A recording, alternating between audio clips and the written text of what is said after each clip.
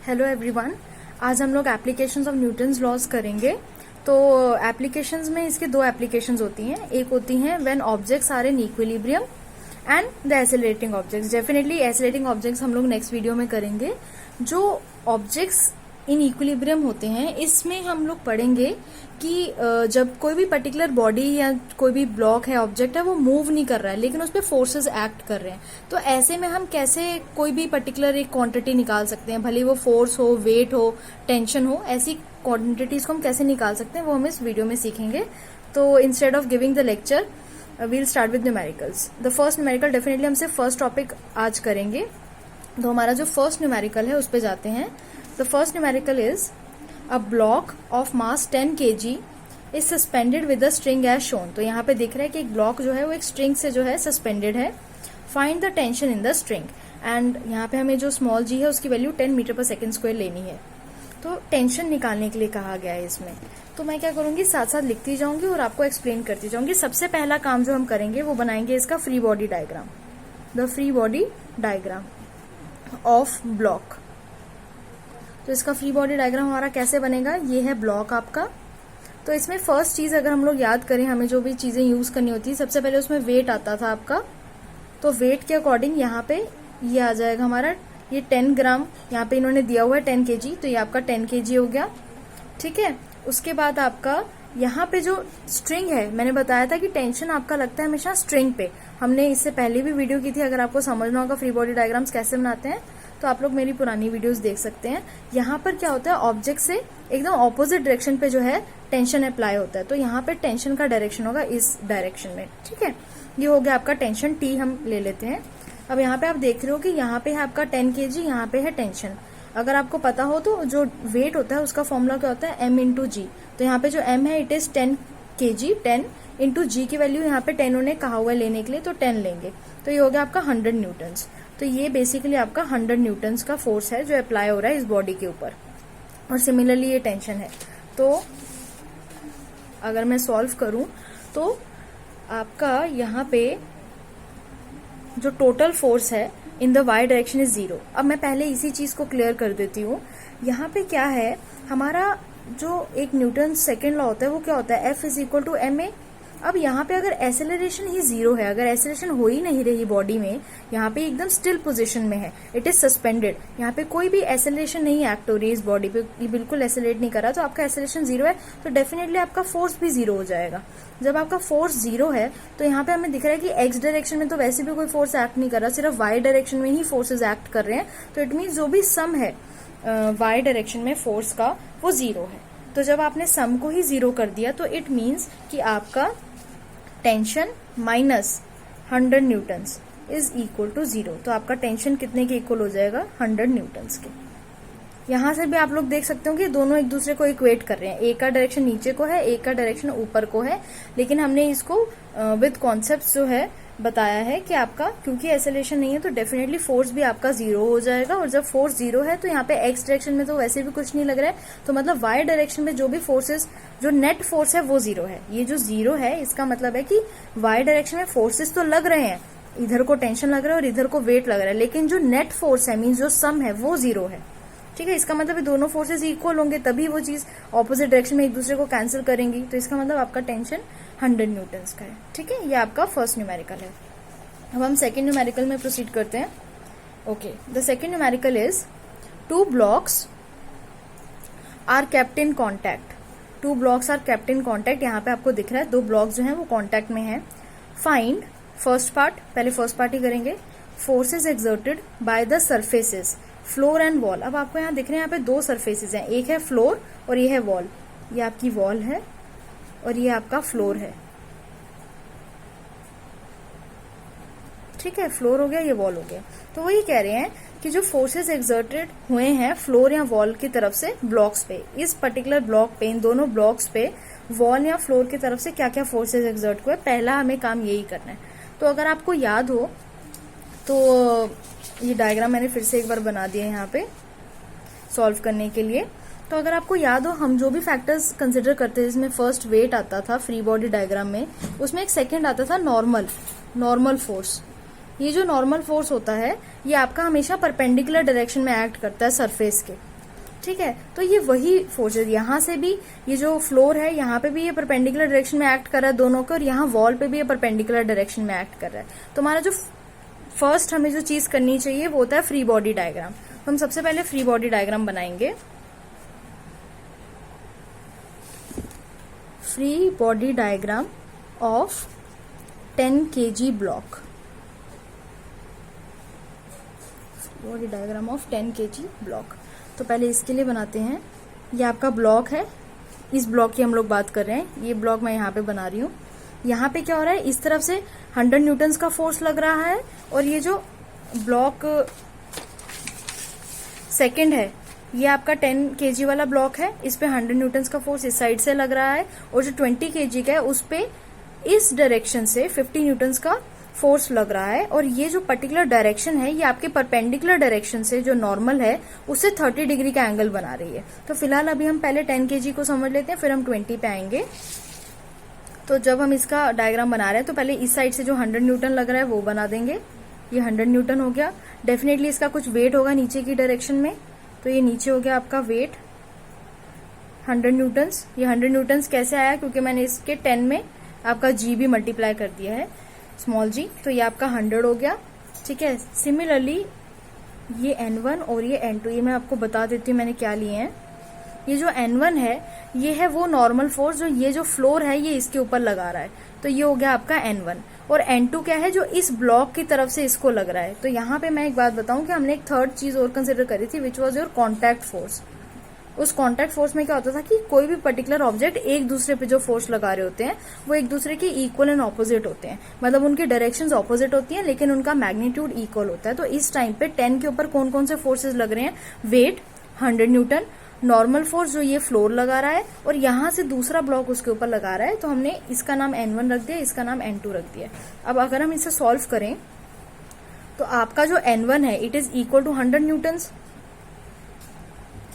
ठीक है, ये दोनों एक दूसरे को इक्वलाइज कर रहे हैं। और सिमिलरली आपका जो N2 है वो किसके इक्वल है, वो भी 100 न्यूटन्स के इक्वल है, क्योंकि जो भी फोर्सेज हैं एक्स के डायरेक्शन में वो भी जीरो है, यहाँ पे भी फोर्स के डायरेक्शन में जीरो है, और यहाँ पे वाई के डायरेक्शन में जीरो। तो एक्स और वाई दोनों डायरेक्शन में जीरो ले लिए हैं। क्यों ले लिए हैं, क्योंकि इस ब्लॉक का कोई एसेलेरेशन नहीं हो रहा है, ये ब्लॉक यहीं पे स्टक है, ये एसेलरेट नहीं कर रहा है, इसलिए हमारे फोर्सेज भी जो हैं दोनों डायरेक्शन में जीरो हो गए हैं।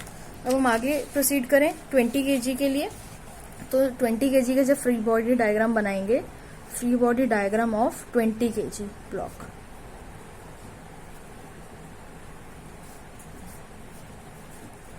तो यहाँ पे अगर आप ध्यान दो, यहीं पे देख लेते हैं। एक तो नीचे वेट लग रहा होगा डेफिनेटली, ये 10 kg का भी इसके ऊपर कुछ फोर्स लगाएगा, कॉन्टैक्ट फोर्स। यहाँ वॉल के ऊपर से भी लगेगा, फ्लोर के ऊपर से भी लगेगा, और ये कोई एक्स्ट्रा फोर्स है जो 50 न्यूटन का इसके ऊपर लग रहा है इस डायरेक्शन में। तो डेफिनेटली इस फोर्स को हमें क्या करना पड़ेगा, रिजॉल्व करना पड़ेगा। तो जरा बनाते हैं। ये मैंने 20 kg का ब्लॉक बना दिया, इस पे नीचे फोर्स लग रहा है वेट, ठीक है। यहाँ से ब्लॉक 1 लग रहा है, इसका नाम भी मैंने N2 लिया है क्योंकि मैंने यहाँ पे इसका भी N2 लिया था। ये दोनों एक दूसरे के ऊपर लग रहे हैं। यहाँ पे अगर आप देखो तो ये दोनों ही फोर्सेज जो हैं एक दूसरे के ऊपर लग रहे हैं। यहाँ पे भी N2, ये भी इसके ऊपर N2। तो मैंने इसको भी N2 लिया और यहाँ पे इसको भी N2 लिया। ये N2 हो गया। N4, ये N4 वो फोर्स है जो नीचे फ्लोर की तरफ से इसके ऊपर लग रहा है, ठीक है। एंड सिमिलरली यहाँ से N3, N3 कौन सा है, जो वॉल की तरफ से 20 kg पे लग रहा है। बहुत सिंपल है, अगर आपको ये पर्टिकुलर पॉइंट्स याद रहे तो आप कोई भी क्वेश्चन कर सकते हो। और एक एक्स्ट्रा फोर्स है जो यहाँ पे इसके ऊपर लग रहा है, विच इज ऑफ 50 न्यूटन्स, और ये इस डायरेक्शन के साथ 30 डिग्री एंगल बना रहा है, ठीक है। अब इसको मैं रिजॉल्व कैसे करूंगी, ये जो फोर्स आपका इस डायरेक्शन में आ रहा है 50 न्यूटन्स का, इसे डॉटेड लाइन से बता रही हूं मैं इस डायरेक्शन को, ये क्या कर रहा है, ये इस एंगल के साथ 30 डिग्री बना रहा है, ठीक है। 30 डिग्री एंगल बना रहा है नॉर्मल डायरेक्शन के साथ। अब इसको रिजॉल्व करते हैं। रिजॉल्व करेंगे तो एक इसका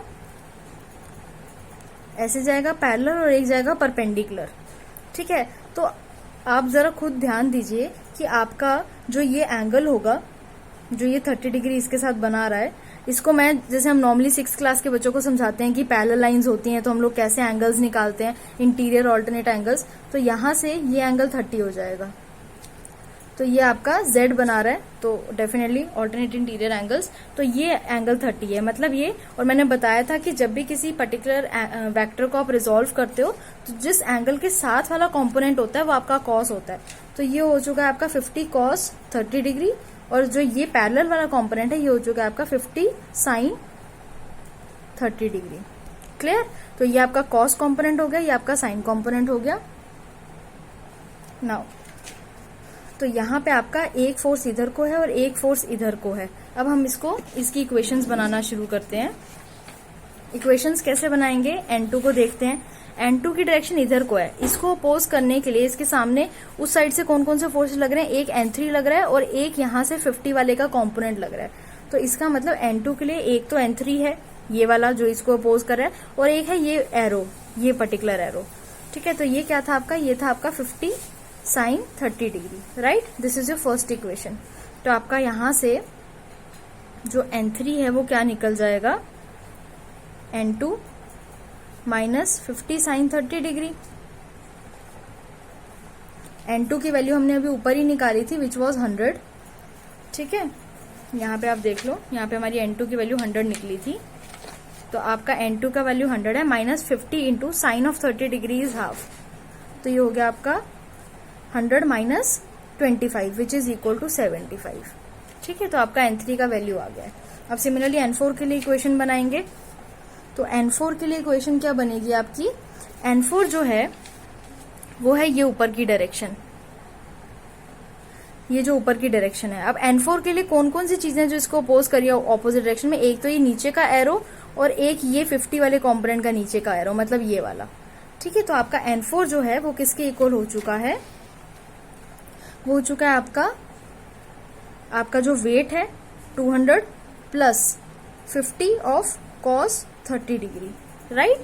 तो इसको भी आप सॉल्व कर लो, तो ये हो जाएगा आपका 200 प्लस 50 इंटू cos 30 होता है √3/2 के लिए। ठीक है, तो इसकी आप वैल्यूज अगर एग्जैक्ट पुट करोगे तो आपका आंसर आ जाएगा 243.30 न्यूटन। ये सिंपल कैलकुलेशन है, आप लोग करके देख लोगे तो आपका आ जाएगा। मैं पूरा कैलकुलेशन यहाँ पे नहीं करके दिखाऊंगी।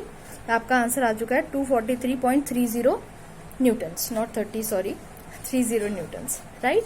तो आपके यहाँ पे जो उसने फर्स्ट पार्ट कहा था, वो फर्स्ट पार्ट आपका क्या था? आपका फर्स्ट पार्ट था forces exerted by the surfaces floor and wall on the blocks पे, इन दोनों ब्लॉक्स पे जो भी फोर्सेस वॉल और फ्लोर की तरफ से लग रहे हैं, तो वो हम सारे निकाल चुके हैं। हमने कौन कौन से फोर्सेस लिए थे? ऐसे हमने ऐसे लिए थे N1 जो ब्लॉक 1 पे लग रहा था, यहाँ पे फ्लोर की तरफ से। सिमिलरली इसके ऊपर भी फ्लोर की तरफ से जो नीचे से लग रहा था वो था N4। ठीक है, सिमिलरली वॉल पे तो सिर्फ 10 पे तो लग ही नहीं रहा है, वॉल की तरफ से तो सिर्फ 20 पे लग रहा है, तो वो भी हमने यहाँ पे कंसिडर कर लिया था N3। इन सभी की वैल्यूज आ चुकी हैं। अब आता है आपका सेकेंड पार्ट। तो सेकेंड पार्ट क्या है? The contact force between the two blocks, मतलब इन दोनों के बीच में जो कॉन्टैक्ट फोर्स लग रहा है। तो कॉन्टैक्ट फोर्स क्या था? जो हमने N2 कंसिडर किया था, जो इक्वल एंड ऑपोजिट है, तो हम N2 की भी वैल्यू यहाँ पे निकाल चुके हैं। आपके फर्स्ट केस में ही हम N2 की वैल्यू निकाल चुके हैं, तो आपका दोनों ही पार्ट्स इसमें कवर हो गए हैं, राइट? अब हम नेक्स्ट क्वेश्चन पे चलते हैं।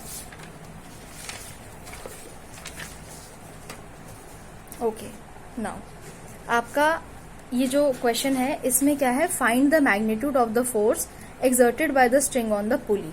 तो इसमें हम फ्री बॉडी डायग्राम बनाना शुरू करते हैं। इसका सॉल्यूशन, सबसे पहले free body diagram of 10 kg block.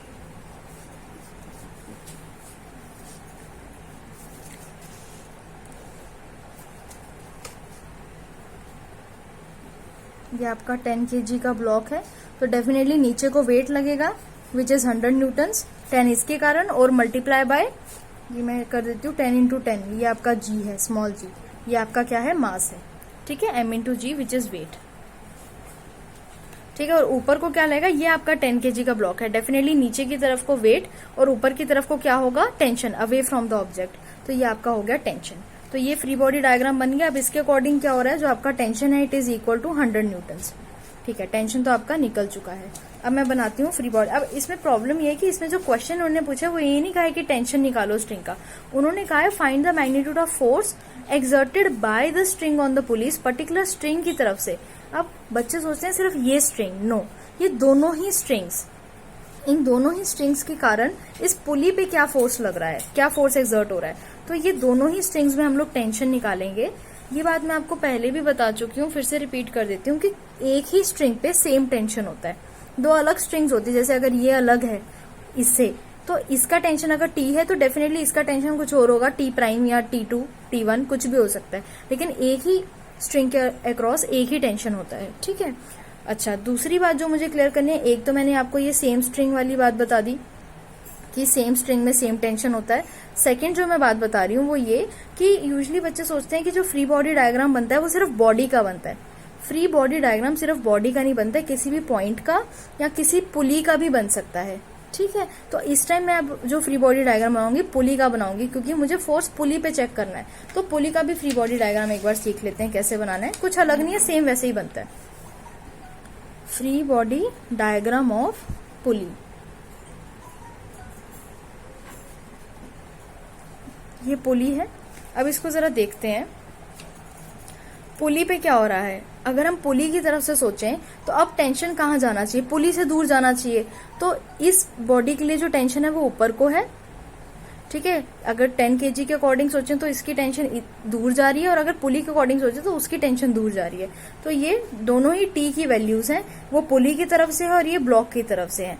और यहाँ पे भी सिमिलरली टेंशन इस डायरेक्शन में होगी, ठीक है। तो दोनों तरफ पे टेंशन लग रही है, तो मतलब पुली का जो डायग्राम है उसमें नीचे को टेंशन है और एक इस डायरेक्शन में टेंशन है।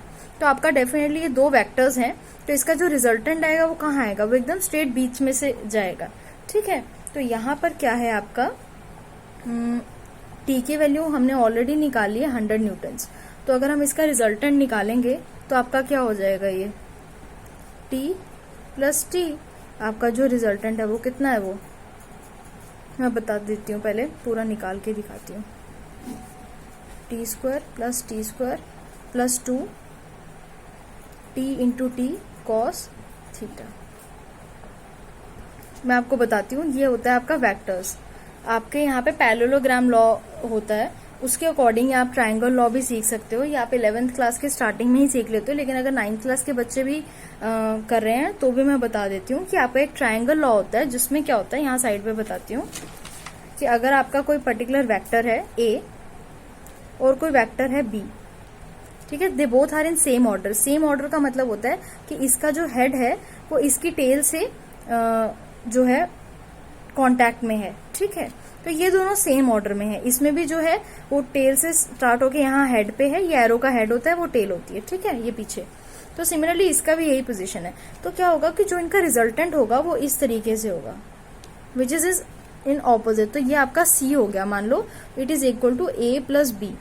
तो यहाँ पे भी जो आपका रिजल्टेंट है it is A plus B. कैसे, क्योंकि अगर ट्राइंगल का एक ये वेक्टर है, ठीक है, तो दूसरा वेक्टर ये है ना, तो ये पैरेलल है, हम यहाँ पे भी इसको ड्रॉ कर सकते हैं। मैं डॉटेड बना रही हूँ, तो मान लो ये आपका यहाँ को हो गया टी, तो ये एक ट्राइंगल फॉर्म होगा कि ये दोनों सेम ऑर्डर में है, इससे ठीक ऑपोजिट ऑर्डर में एक रिजल्टेंट आ रहा है, जैसे यहाँ हो रहा है, ये दोनों सेम ऑर्डर में है और एक ऑपोजिट ऑर्डर में रिजल्टेंट आता है, जो दोनों वेक्टर्स का क्या होता है, सम होता है। वही मैंने यहाँ पे लिखा है, R is equal to vector R is equal to vector T plus vector T. क्योंकि दोनों की वैल्यू सेम थी इसलिए मैंने वेक्टर टी लिखा है। और ये रिजल्टेंट का मैग्नीट्यूड निकालने का फॉर्मूला होता है, इसलिए मैंने इसके ऊपर वेक्टर नहीं लगाया है। नॉर्मली आर भी लिख सकते हो, वेक्टर आर का मैग्नीट्यूड, या फिर इसको सिंपली आर भी लिख सकते हैं, कैपिटल आर। तो इसमें क्या होता है कि आपका फर्स्ट वाला जो फोर्स होता है उसका स्क्वायर प्लस सेकेंड फोर्स का स्क्वायर, ये दोनों फोर्सेस प्लस 2ab, जैसे मान लो a है, A square plus B square plus 2ab cos theta. और थीटा क्या होता है कि इन दोनों के बीच का एंगल, इन दोनों फोर्सेस के बीच में क्या एंगल लग रहा है, मतलब यहाँ पे इन दोनों फोर्सेस के बीच में कितना एंगल है, ठीक है। तो यहाँ पे कॉस थीटा, अब आपको दिख ही रहा है कि इन दोनों के बीच में कितना एंगल है, 90 डिग्री का एंगल है। तो कॉस ऑफ 90 कितना हो जाएगा, 0। तो इसको मैं अगर करूं तो ये हो जाएगा T square plus 2t², right, into 0, because cos of 90 is 0। यहाँ पे थीटा आपका कितना है, 90 डिग्री। कॉस ऑफ 90 इज 0, तो आपका ये कितना हो जाएगा, ये पोर्शन तो 0 ही हो जाएगा सारा। तो आपका आर क्या बचा, √t² plus t², which is equal to √2t²। तो यहाँ पे क्या हो जाएगा, t √2। तो आपकी t की वैल्यू हमें पता है 100 न्यूटन से, तो इट इज 100 √2। तो आपकी r की वैल्यू, जो रिजल्टेंट फोर्स मतलब कि एक्ट कर रहा है, आपका पुली के ऊपर वो आपका कितना है 100√2। ठीक है, और ये कैसे निकालना है मैंने बता दिया आपको, फॉर्मूला भी बता दिया, मैग्नीट्यूड ऑफ वेक्टर कैसे निकला ये आपका। अगर आप इसको रिवाइज करना चाहते हैं तो आप किसी भी बुक से पढ़ सकते हैं। ये ट्राइंगल्स लॉ होता है, ट्राइंगल्स लॉ ऑफ वेक्टर्स, और इसी के साथ एक पैरेललोग्राम लॉ भी होता है। ये दोनों आप पढ़ सकते हैं। अगर आपको तो भी नहीं समझ आता है, कोई 9th-10th क्लास का स्टूडेंट है, तो डेफिनेटली आप लोग मुझे रिक्वेस्ट कर सकते हैं, मैं एक कोई छोटा सा क्लिप बनाकर आपको वो भी समझा दूंगी। ठीक है, अभी मैंने बहुत ब्रीफ में समझाया है। ठीक है, सो थैंक यू। आज मैं इतना ही करवाऊंगी आपको। नेक्स्ट वीडियो में हम लोग डेफिनेटली पढ़ेंगे आपका एसिलेटिंग ऑब्जेक्ट्स, जिसमें आपके ऑब्जेक्ट्स जो हैं वो एसिलरेट भी कर रहे होंगे। अभी हमने सिर्फ ऑब्जेक्ट्स इन इक्विलिब्रियम किया है। Thank you so much. Please like and subscribe.